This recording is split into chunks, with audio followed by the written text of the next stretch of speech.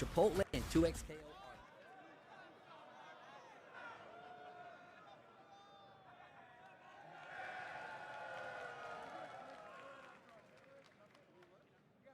All right, hey everyone, I'm Dan Fernacey. Thank you. I'm here with our gameplay architect now, not gameplay lead. He's the architect, Trevor Youngblood. What's up, everybody? And we did it. We are here on the EVO main stage. It's taken 12 years for Rivals. It's been 11 years with Trevor now, which is incredible because I don't think we're that old. Did we? We must have been, I don't know. We were probably in grade school when we started this. So, and now there's a lot of Rivals action to watch this weekend, which is super exciting. So there will be pools and bracket running all today, all tomorrow. You can watch that on EVO 5. We also will have our top 8 tomorrow at 6 p.m. Pacific. You will definitely want to watch that. And I am super excited for seeing how this weekend unfolds. And of course, we have a character to reveal at EVO this year, but not until top 8. You have to watch it. Come to top 8. But if you want a sneak peek, head over to our booth and enter the goo room. Sorry, Trevor. Could you repeat that one more time? Where do they enter? The goo room. Wonderful. Great. So yeah, as Trevor mentioned, we don't have a reveal during this panel, but we do have a wonderful roadmap update because we're going to update you on kind of everything we've done since the last time we were here at this stage. We had a roadmap update as well. So yeah, this year has been, I would say, very challenging for our team. We're a good bit smaller than we were last year. So we've been trying to kind of be smart about how we're updating the game, what we're doing, extending some timelines, certain ones, but also you'll see kind of being aggressive in other areas to kind of keep everything going. So yeah, it's gonna be an exciting year of development. Yeah. So for the roadmap update, I wanted to start by highlighting all the things we've accomplished this year. We released 2 new characters, Slade and Lorena, both for free, like always. We've got workshop characters released in beta, and we've got casual stages and items, both added to the game, so you can have a lot of wacky, crazy fun with your friends. We also got a fresh new look with a lot of our menus. Yeah, so all right, so without further ado, let's see if we can get our updated, our 2027 roadmap, I believe, is next year, up on screen. And we'll go through it with you. Oh, big reveal. Drum roll. So for the rest of this year, we've got 2 more characters, one of which you can see in the goo room. We've got 2 more 3-month events, all planned.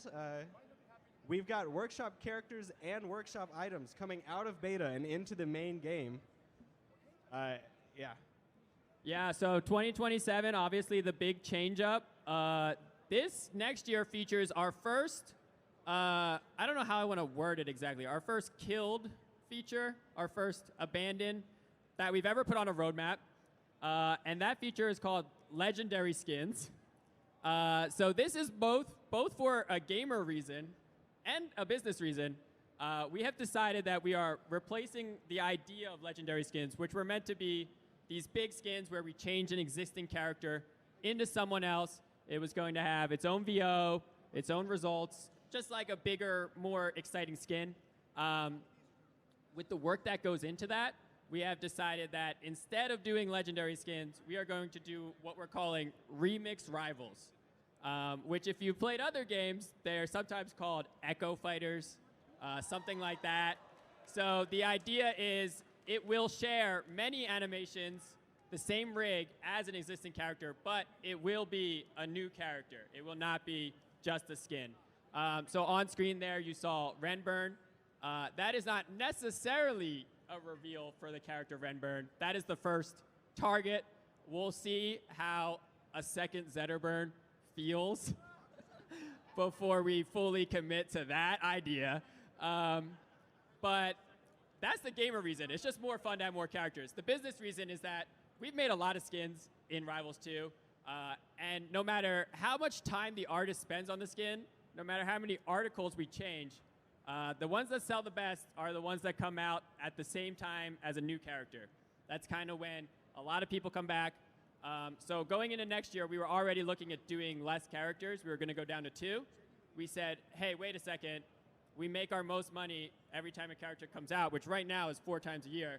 How do we only do that with 2 characters? So we ended up saying, let's repurpose legendary skins. Let's get the 4 character releases still. So the plan is 2 remixed rivals, 2 full characters, and that will give us the same schedule with less development work, is the idea. So along with that, we also have 4 more events. So this next row is kind of getting us ready to, as we're working on consoles. So if you noticed, Rivals, we used to do events every 12 months, or no, sorry, every month, so we did 12 a year. So we used to have an event every month. That was a ton of cosmetics, a ton of skins, a ton of work on the team. It basically meant we were doing 2-week sprints in terms of content. We were doing an update at the start of every month. We were doing a patch at every mid-month. It's just a ton going into the game. As we get ready for console, we know we're going to be updating the game less frequently. We've moved to a 3-month event system. That will continue into next year. There'll be 4 big events instead of 12 smaller events. We're also going to be working on custom colors. That's a big feature from Rivals 1. Again, this roadmap is very business-oriented for us. We see custom colors as a way for, we have a lot of fans who play the game a lot, and they like us. They buy all our skins, and I love all of you. I appreciate you. Then they DM me on whatever social media platform, and they say, hey, Dan, I bought everything, and I have Ether bucks and Ether coins, and I don't even have anything to buy anymore. Like, I'm out. So we see custom colors as a way for people to kind of use what's left to customize further. So the plan is not only will it be added to the game, it will also kind of fit the model where if you want to make more colors for whatever skins, you can just, well, there will be a limit, but they will be like, you can just keep customizing as long as you want to spend coins and stuff. So yeah, again, looking at the game as in terms of what can we do with our team, but also what are ways that we can kind of, extend our runway. And then the last one here, again, getting ready for consoles, one of the biggest tasks is optimization. So now that we are, cheers for optimization. Maybe the first time at EVO, we get some cheers for optimization, which I understand. As we get ready for console, it's a big part of the game. The biggest thing is like getting CPU, GPU, just the game running as good as it can. What that means, it will open the door to kind of getting more players online. We've actually already tested this among the dev team, how it runs. If you don't have items on, there's no duplicators. It runs pretty well, honestly, depending on the setup. So something we're very excited for. As we do the optimization this year, we're hoping to use that to bring a feature like 8-player into the game next year. And then for the year after that, which is 2028, if you're counting, we are going to try to get to consoles and with it bring Chapter 1 of our story mode. It's a very big task, but we really want to bring it to you. Yeah, so if you saw, one of the reasons we have the characters reduced is that, unfortunately, to make something like story mode, we're going to need some Trevor time. And for those who don't know, Trevor makes all the new characters in Rivals 2 as our gameplay architect. So in order to get more Trevor time, we hope that Remix Rivals will not take as long as a regular character. That is what we've told ourselves as a development team. We do not know if this is true. So hope for the best. We'll hope that next year goes well. And then we still have our Beyond section up there. So right now, our team is working on getting workshop characters, getting workshop items out of beta. That's kind of the biggest task currently on our plate. Right after that, the engineers are going to be really focused on, I said, optimization. That's kind of the next one coming in. We do have some other workshop features we'd like to do. This really depends on how workshop performs. So workshop skins, workshop stages, they were both features in Rivals 1. Not quite as popular as workshop characters, I would say, but something that we'd love to, support all the creators who are making all kinds of stuff right now and Rivals 2 right now. Along with that, I don't think the roadmap's up right now. Kind of a big one. So guest characters are now on the roadmap, which, if you've heard me talk about the game, I've said many times that we're not talking about guest characters right now. They're not on the roadmap. We're not planning. We want to establish the game, establish the IP. We're not quite the same as some other platform fighters, which are all about bringing as many IP in as you can. We have our own universe. We have our own characters. I think we're at the point now where we have reached that point. We're far enough along. We have a lot of great characters we've added from Rivals 1. We've had new characters that we added. We've had characters from our other games come from Dungeons of Aether. So we feel comfortable. We kind of feel confident in where Rivals is as like a franchise. And we're willing to open that door. So yeah, huge kind of bringing it in. We're just thinking about it, thinking about kind of options.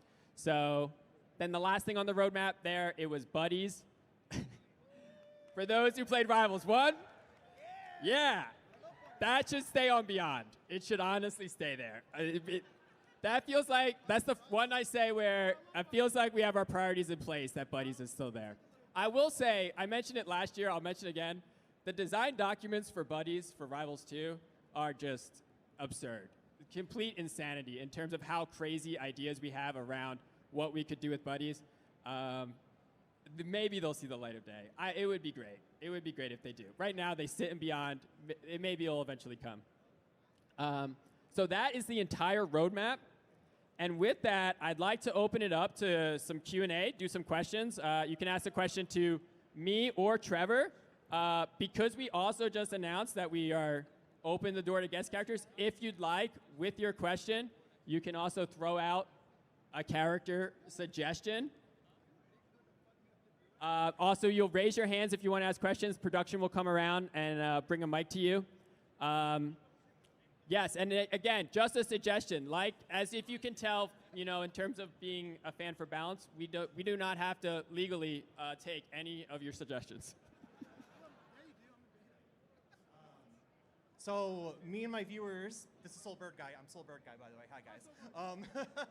So we are curious if there are any plans for online co-op modes or if the story mode is going to be online co-op. And also, we all want Susie Deltarune. All right, yeah, I'll take that one. So the question was, any online co-op modes and if the story mode is going to be online co-op. So one, I definitely do want some kind of co-op gameplay. I think one of the biggest things with SnapNet, which is our the partner we worked with for our online multiplayer, is it's really sick to be able to do like server-based co-op because everyone, again, playing with your friend, even if they're on Wi-Fi somewhere, they're not going to make your experience worse. So we know we want to do some online co-op experiences. There's nothing like concrete coming down the pipe, but right now it'd probably be something tailored for co-op, so it wouldn't be necessarily story mode. The story mode we're designing is like a one-player, but the idea behind story mode is like, if people like it, it does well. Following chapters could have different delivery methods, but chapter 1 right now is planned to be a linear platformer for one player.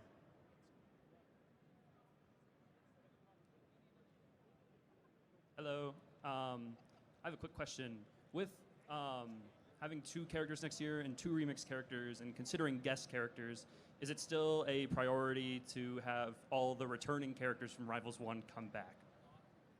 Yeah. I was going to give one to Trevor, but I think I'll take that one too. So for that one, yeah, we want to bring all the characters back. It's mostly they will all come back as long as the game is still in development and being updated, right? So we want to bring everybody back, but we were never going to try to get them all back right away. I think what you'll see is you'll still see a mix. This year, I mean, if you don't consider Lorena returning, then you might be waiting for returning characters, but they are sprinkled in our roadmap. So you'll get new characters eventually, as you saw, guests, but they'll still be sprinkled in. We still have a decent amount of characters left, so it's going to take some time to get through the remaining Rivals 1 characters.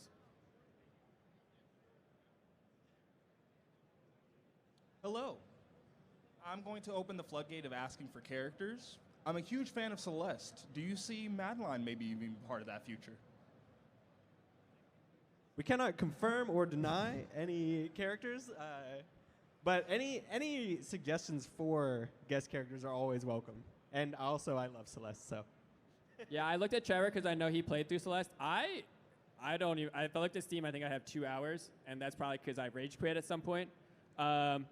I'm a huge fan of Maddie Thorson since the Game Maker days. So like we go way back in that. She probably maybe didn't know what I was making, which was a Lord of the Rings Super Smash Brothers game in Game Maker. But I knew all the stuff she was making because it was the best stuff. So that is also a leg up in terms of what we're thinking about. It is people we know. So indies we met over the years is a lot easier. So if you are trying to speculate, I don't know, see who we talked to at PAX maybe. That's a spoiler right there. Yep. Hi, some of you may know me as the #1 Zol fan on NA Cord. I was wondering about, with these new remix rivals, will they be receiving skins? Yeah, that's a great question. Remix rivals, will they be receiving skins? The answer is yes, but less. They'll get a lot less. As of right now, they probably will not have Abyss skins because it would be too similar, like Zetterburn and Redburn, for example. Like, how would you know the difference other than it's very subtle? So they will get some skins, especially at their launch, right? When the character comes out, we'll make sure we have a couple skins for him. They won't get as many just because the base character would have so many. So they will share a rig. They will share a lot of animation. We'll do our best to make sure that they have some kind of visual identity that makes them easy to tell apart, even when you're using skins.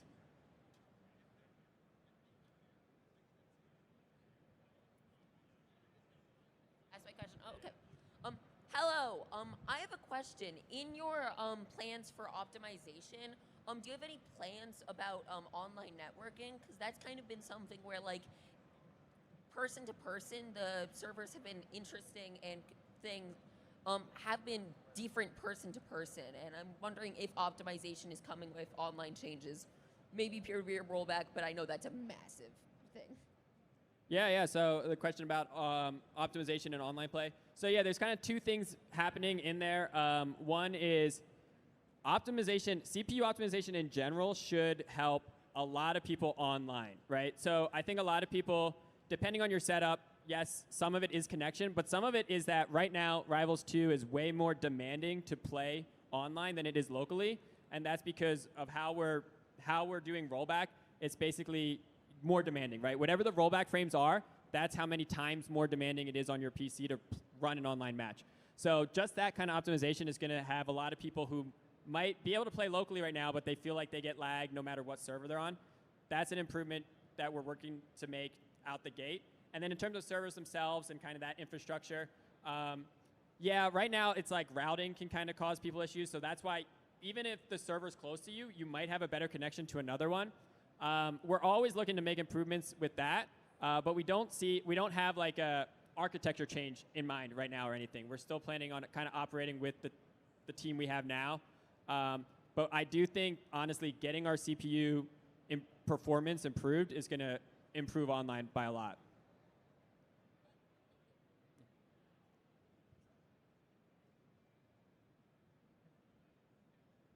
Hey, Dan. I made Hodan, the original Hodan. Not the travesty that you put in Basecast. And I was wondering, wouldn't it be cool if I could take my awesome Rivals 1 mod and bring it to Rivals 2? Wow.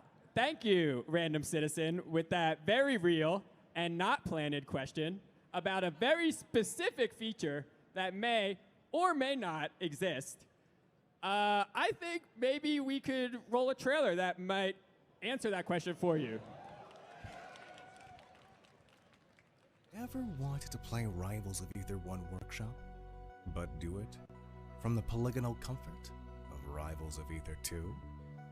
Just go here, download this, get this program, open this menu, pick this folder, click this button, and boom!